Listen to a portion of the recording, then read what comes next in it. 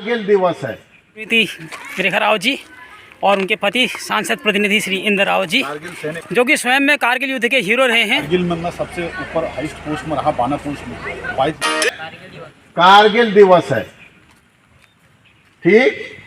26 जुलाई 1999, आज से 25 साल पहले हम लोगों ने कारगिल, जो कि हमारे उत्तर में एक पहाड़ी है और पाकिस्तान की सीमा से लगी हुई है, उस पर पाकिस्तान द्वारा कोशिश की गई कि वो उसको कब्जे में ले, लेकिन भारतीय सेना ने अपने अदम्य साहस के साथ आज ही के दिन उस कारगिल की पहाड़ी को वापस अपने कब्जे में ले लिया था।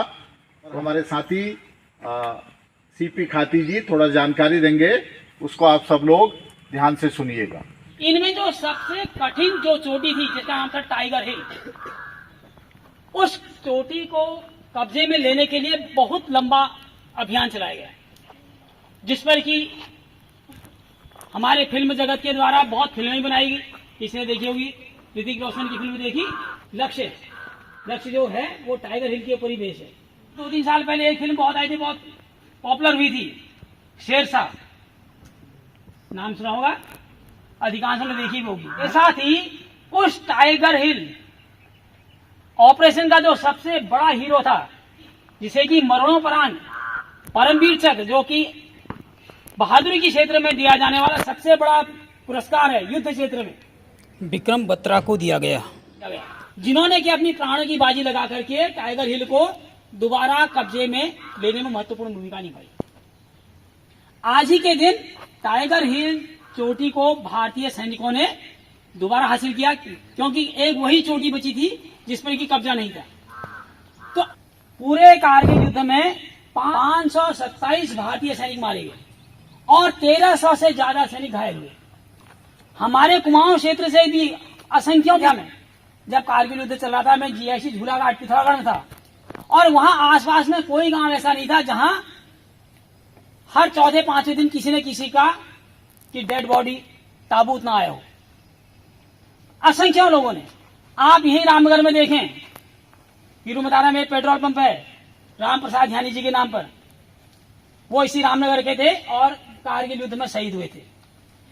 इसी नैनीताल में मेजर राजेश अधिकारी, भूतपूर्व विधायक थे रामनगर के, योगेंद्र सिंह राव जी, उनके पुत्र विश्वबंधु, अगर आप लखनपुर जाएं, जो शहीद चौक है ना, उसमें वहां पर जो 2-3 मूर्तियां लगी हुई हैं, उसमें से एक मूर्ति ठीक है विश्वबंधु रावत। तो हमारे रामनगर से भी कई लोग उसमें शहीद हुए थे। तो आज उन शहीदों को याद करने का दिन है, उनकी बहादुरी को याद करने का दिन है, और साथ ही साथ ये सोचने का दिन है कि वो लोग भी थे जिन्होंने अपनी जवानी को कुर्बान कर दिया। 22, 24, 26 साल की उम्र में, 28, 30 साल की उम्र में देश के लिए शहीद हो गए, और उन्होंने अपने जान कुर्बान क्यों की? कि हम लोग सुरक्षित रहें, हम लोग अच्छा जीवन जिए। और आज हम सुरक्षित हैं, अच्छा जीवन जी रहे हैं, तो कम से कम हमें उनकी कुर्बानियों को याद करते हुए उनके प्रति कृतज्ञता व्यक्त करनी चाहिए, और अपने आप में भी ये शपथ लेनी चाहिए कि हम जहां पर हैं, जिस कार्य को कर रहे हैं, उस कार्य को पूरी ईमानदारी से करें, निष्ठा के साथ करें।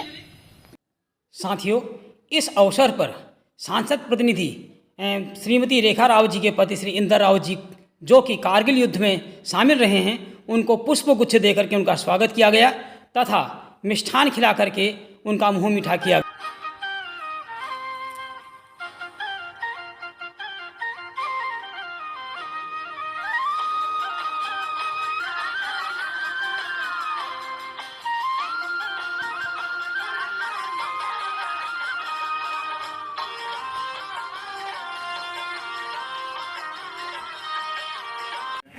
कारगिल विजय दिवस के वर्षगांठ पर ब्लॉक प्रमुख श्रीमती रेखा राव जी और उनके पति सांसद प्रतिनिधि श्री इंद्र राव जी, जो कि स्वयं कारगिल युद्ध के सैनिक रहे हैं, विद्यालय प्रांगण में वृक्षारोपण करते हुए इस वृक्षारोपण कार्यक्रम में श्रीमती रेखा राव जी और श्री इंदर राव जी के साथ साथ विद्यालय की समस्त शिक्षक शिक्षिकाओं और ढेला गांव की कई महिलाओं ने भी वृक्षारोपण कार्य में सहयोग प्रदान किया।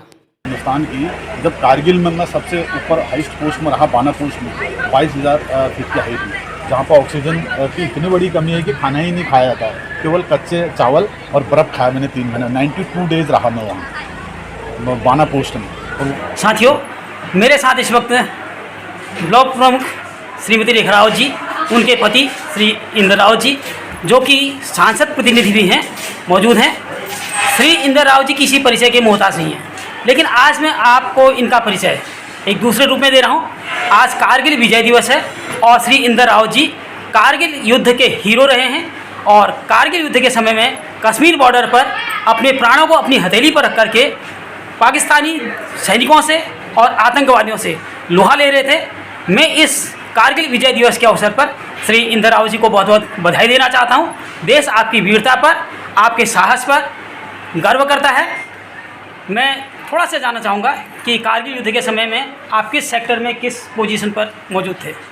जी खाती जी, सबसे पहले तो मैं आज कारगिल विजय दिवस की पूरे देशवासियों को बधाई देना चाहूँगा और पूरे पूर्व सैनिकों को बधाई देना चाहूँगा, और जिन्होंने, जो वीर सैनिकों ने अपनी शहादत दी, उनको यहाँ से नमन करना चाहूँगा और श्रद्धांजलि अर्पित करना चाहूँगा। 1999 में कारगिल युद्ध हुआ था और मैंने भी उस युद्ध में प्रतिभाग करा था, और ये 3 महीने की एक ऐसी लड़ाई थी कि पाकिस्तान ने हमारे टाइगर हिल पे जो है कब्जा कर दिया था, और 3 महीने की लड़ाई जो दिन रात की हमारी लड़ाई थी, मैं भी उस युद्ध में शामिल रहा और ऐसे विषम परिस्थितियों में हमने अपना समय यापन करा कि उसको मैं बखान यहाँ पे नहीं कर सकता। 3 महीना हमारे लिए इस तरीके का जीना बड़ा मुश्किल हो गया था, लेकिन हम लोग हमारे अंदर देशभक्ति इस तरह जागी रहती है कि दिन रात हमने कुछ नहीं देखा। जब टाइगर हिल पर जब कब्जा हो गया था तो हमारे साथ एक बत्रा साहब थे, जो कैप्टन विक्रम बत्रा, हाँ वो थे, और उनके साथ कई सैनिकों ने जो शहादत दी।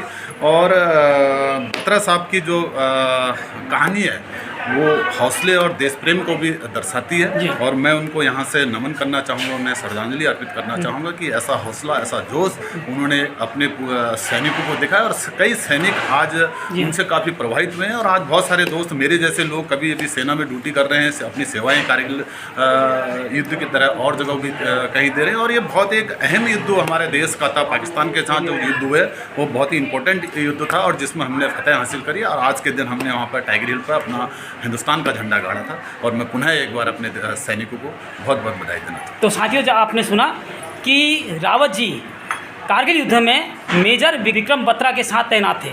मेजर विक्रम बत्रा को मरणोपरांत परमवीर चक्र से सम्मानित किया गया है, और ये बड़ी गर्व की बात है हमारे लिए भी, रावत जी के लिए भी, कि मेजर विक्रम बत्रा के साथ आपको काम करने का सौभाग्य मिला। और एक बार फिर से आपको, देश के समस्त सैनिकों को, भारतीय सेनाओं को और देशवासियों को कारगिल युद्ध की विजय की बहुत बहुत बधाइयाँ। आपने समय दिया, इसके लिए बहुत बहुत धन्यवाद।